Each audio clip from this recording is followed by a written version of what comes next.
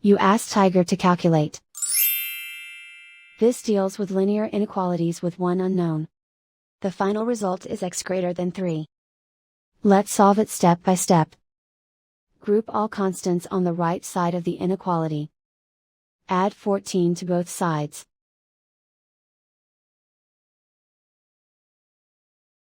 Group like terms.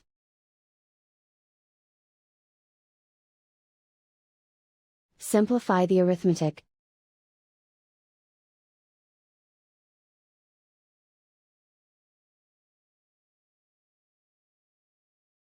Isolate the x.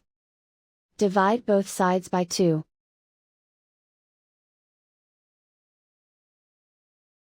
Simplify the fraction.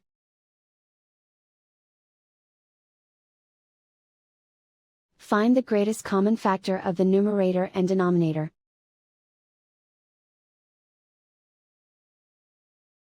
Factor out and cancel the greatest common factor.